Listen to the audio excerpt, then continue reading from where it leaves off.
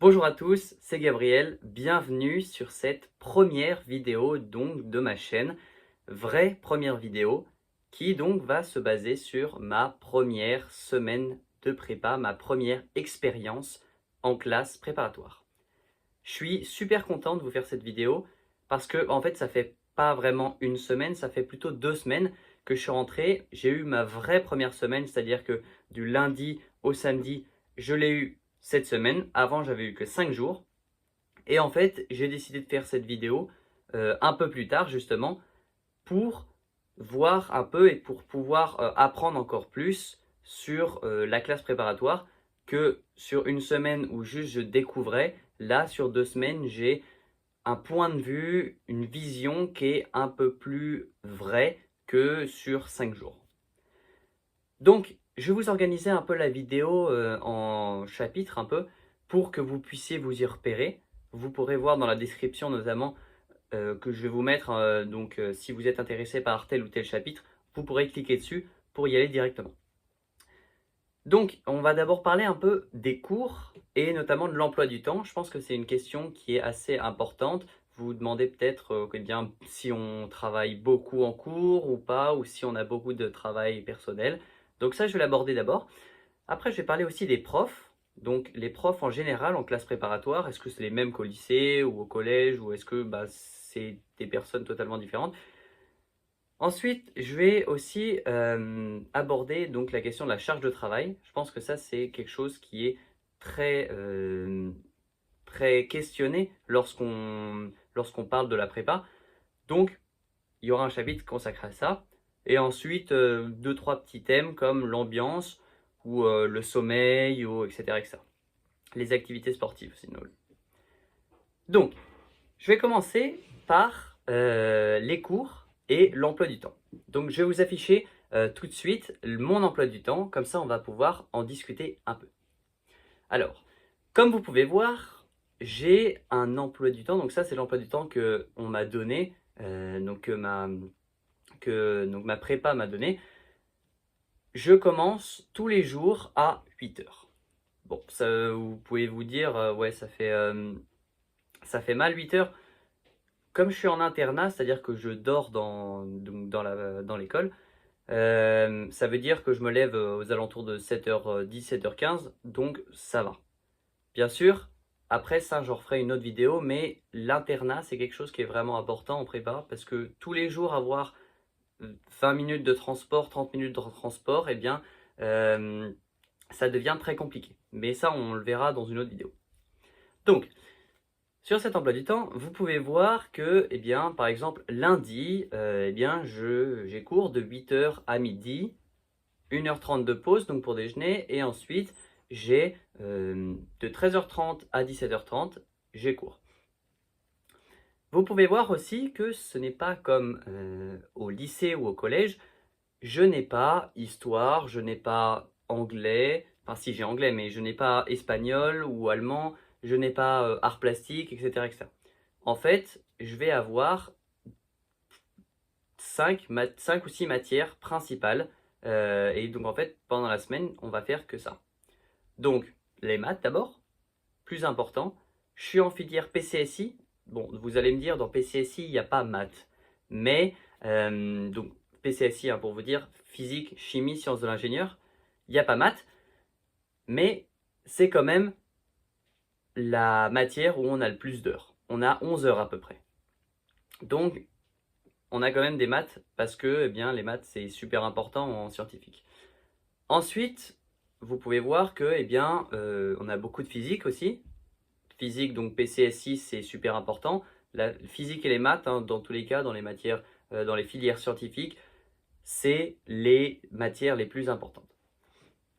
Et après, on a donc des matières un peu plus petites comme la SI, donc sciences de l'ingénieur, où on va traiter un peu, eh bien, comment marchent certains systèmes, des systèmes. Donc là, on a abordé tout ce qui était système automatisé, euh, voir comment, eh bien, la différence entre des systèmes en gros un peu intelligents et des systèmes, eh bien, avec, on donne une consigne et bah, ils vont juste l'exécuter, etc.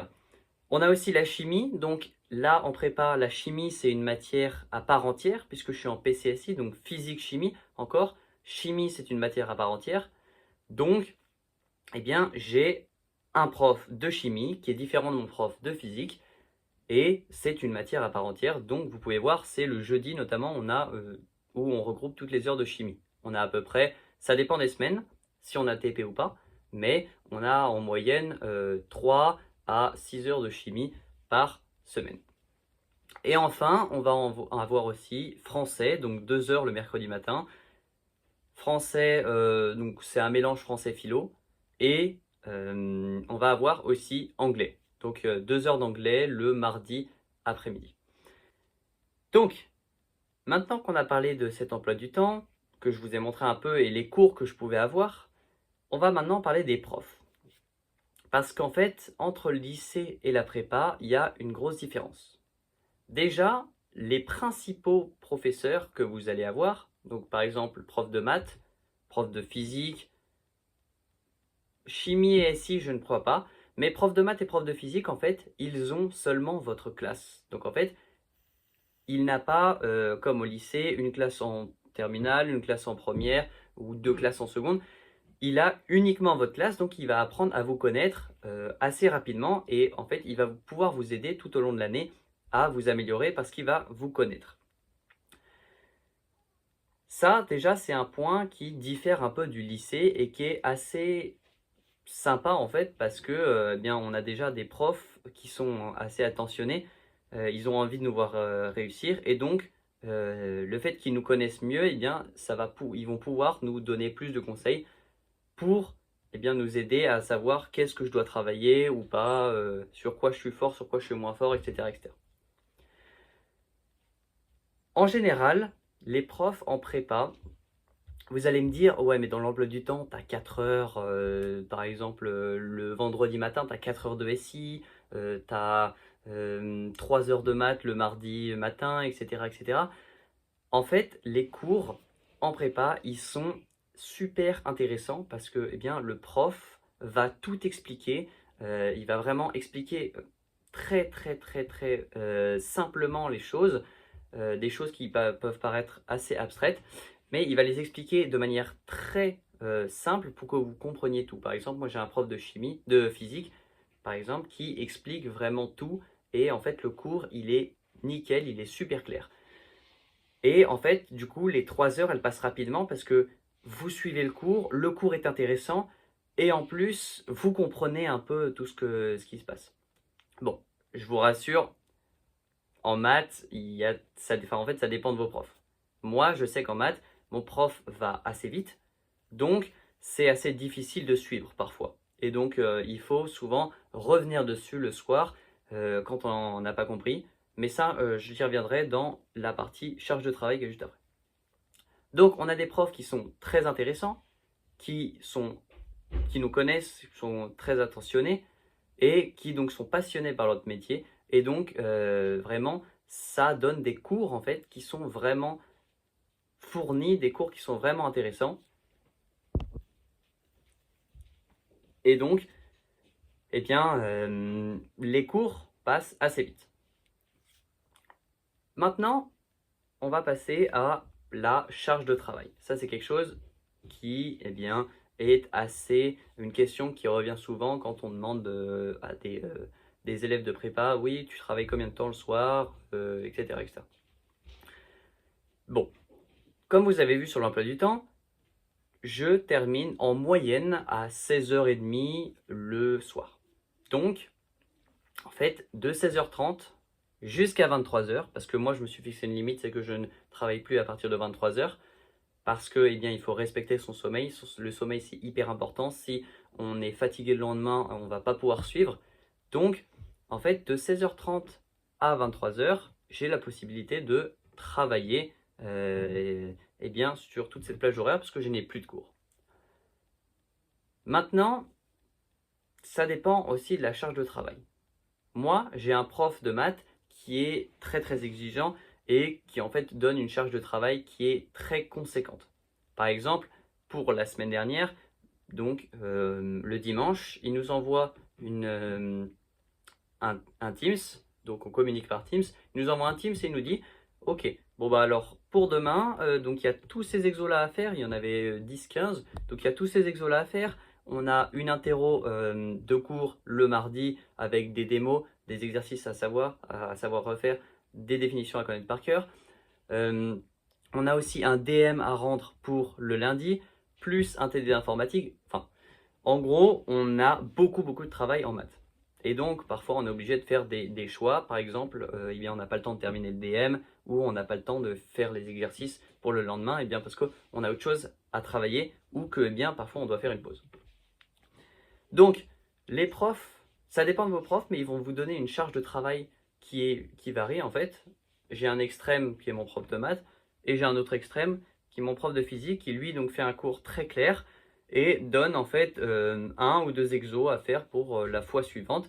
Mais c'est quelque chose qui prend maximum 20 minutes. Après, il y a tout ce qui est apprentissage du cours, etc. Mais après, ça va être à vous de vous chercher, ça va être à vous de vous donner en fait votre charge de travail, la charge de travail que vous devez faire chaque jour. Par exemple, ce qu'il faut faire, c'est que le soir, il faut apprendre les cours, ça c'est hyper important. Il faut apprendre les cours de la journée et essayer d'avancer justement sur tous les espèces de devoirs en fait que vos profs vont vous donner. Après, si par exemple en physique, eh bien, votre prof vous donne un exo ou qu'en chimie vous n'avez pas d'exo du tout, eh bien là ça va être à vous d'aller chercher les exos, etc. Donc en fait la charge de travail, si on pouvait la résumer, ça dépend de vos profs. Vos profs en fait, soit ils vous donnent beaucoup de travail à faire, et là vous avez de la chance en quelque sorte parce que vous avez moins d'autonomie à acquérir dans la matière, soit vous avez des profs qui ne vous donnent pas beaucoup de devoirs, et donc là, c'est à vous d'aller chercher les exercices correspondant dans le chapitre pour vous entraîner, pour être prêt pour les DS ou l'école. Maintenant, la charge de travail, en fait, on dit qu'en prépa, on travaille entre 3 et 5 heures par jour à peu près. Moi, là, cette semaine et la semaine d'avant, je suis à peu près entre 3 à 5 heures aussi. Donc je suis à peu près dans cette plage parce que j'ai la chance d'avoir en fait l'étude qui est proposée à Stan de 19h45 à 22h45, ce qui fait que en fait, quand j'ai terminé l'étude, eh bien, je rentre, je me couche direct. Et donc ça, c'est assez cool parce que tu as 3 heures où tu bosses le soir, tout le monde bosse dans la salle, donc toi tu bosses aussi. Et ça, donc ça vraiment, ça te motive de fou. Et je travaille aussi un peu avant, donc comme je termine en moyenne à 16h30, eh bien j'essaie de travailler une heure entre 16h30 et 19h, parce qu'on va manger à 19h à peu près.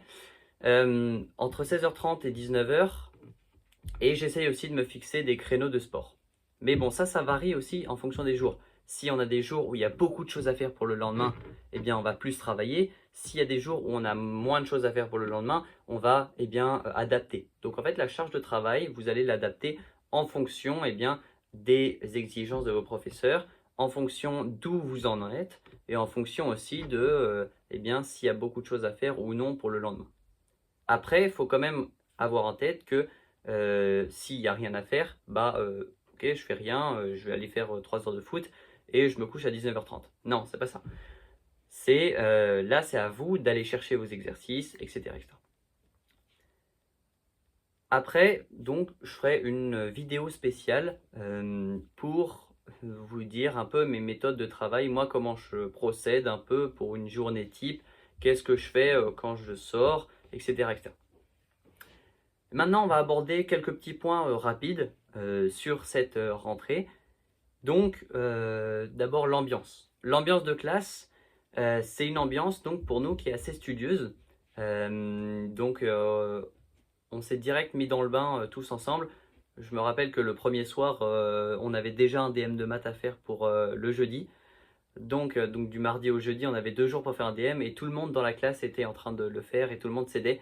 Donc c'est une ambiance qui est très studieuse, mais tout le monde s'entraide, tout le monde, si tu as une question, tu vas voir ton pote ou tu vas voir quelqu'un eh bien, de ta classe, tu vas lui demander et le gars va te répondre et ça va être cool. C'est pas comme, par exemple au lycée où quand il faut faire un DM, bah, l'autre te dit pas parce que il faut pas que tu réussisses. Non, en fait, tout le monde en prépa est dans le même sac en fait. Et en fait, la prépa, c'est pas tout, chacun avance tout seul. En fait, c'est un groupe qui avance solidaire, qui avance d'étape en étape. Et donc, en fait, l'ambiance, elle est vraiment tournée vers ça. C'est que tout le monde va s'entraider et donc faire que tout le monde va avancer en même temps. Et le but, c'est donc d'essayer de perdre le moins de personnes possible. Après, il y a toujours des personnes qui peuvent se perdre. Pour l'instant, il n'y en a pas trop parce que ça fait 1 semaine et demie. J'espère qu'il n'y en aura pas non plus. J'espère que ça ne sera pas moi non plus. Mais voilà, l'ambiance de classe, elle est là, elle va vous aider à travailler, les gens vont vous pousser, et donc ça c'est cool. Surtout quand vous pouvez avoir eh bien, des difficultés, vous n'avez pas le moral, vous êtes fatigué, etc. Bah là, les gens en fait vont venir, vous allez voir les gens travailler dans votre classe, vous allez vous dire, bah non, mais moi je veux pas prendre de retard, je vais aussi m'y mettre. C'est pas parce que eh bien j'ai pas le moral que eh bien je vais rien faire. Donc je vais m'y mettre parce que tout le monde le fait. Moi je le fais, j'ai pas envie d'être derrière. Voilà. Et donc deuxième petit point, le sommeil. Le sommeil c'est très important, hein. Vous avez vu 4 heures de cours. Donc les cours, ça varie souvent de 2 à 4 heures pour que, eh bien, on puisse vraiment travailler la matière, aller un peu en profondeur pendant un cours. Le problème, c'est que si vous êtes fatigué, en fait, vous allez décrocher et le travail que vous auriez pu faire en cours, c'est-à-dire d'écouter, de tout comprendre, eh bien, vous allez devoir le refaire à la maison, donc à l'étude le soir. Et en fait, ça va être beaucoup plus difficile parce que comme vous n'allez pas connaître le cours, parce que vous n'aviez pas suivi, parce que vous étiez fatigué, eh bien, vous allez déjà essayer de le lire pour essayer de comprendre de quoi ça parle. Ensuite, apprendre ce que vous devez faire. Et enfin, eh bien, commencer à faire les exercices. Alors que quelqu'un qui est un minimum à l'écoute, donc qui a bien dormi, qui donc va écouter le cours, qui va comprendre parfois, peut-être pas trop tout comprendre, mais qui va comprendre déjà une bonne partie du cours, quand il va arriver devant son cours le soir, eh bien, quand il va l'apprendre déjà, il y aura une première partie qui va couler toute seule parce qu'il a déjà tout appris. Il a tout suivi pendant le cours et donc ça va être beaucoup plus facile pour lui. Donc le sommeil, très important. Moi, je dors en moyenne 7 à 7h30 par nuit. Bon, c'est normal, c'est pas beaucoup pour moi de base qui dormait 8 à 9 heures avant. Mais c'est déjà bien, hein. Faut se fixer un objectif, c'est minimum 7h, 7h30 par nuit. Vraiment. Si vous êtes en dessous de 7 heures, c'est qu'il y a un problème. Et là, vous devez vous dire, bon bah à 23 heures, je m'arrête. Je coupe tout, même si j'ai pas fini mon DM de maths, même s'il me reste une démo à apprendre, stop. Et enfin, le sport. Le sport, eh bien, nous, on a la chance d'avoir beaucoup d'infrastructures. On a beaucoup de terrains de foot, on a 2 piscines, on a des murs d'escalade, on a des gymnases, etc., etc. Donc on a la chance de pouvoir, eh bien, d'avoir toutes ces infrastructures à notre disposition qui vont nous permettre en fait de faire du sport. Et donc moi ce que j'essaie de faire, ça dépend des jours, notamment lundi où je termine à 17h30, donc c'est un peu chaud.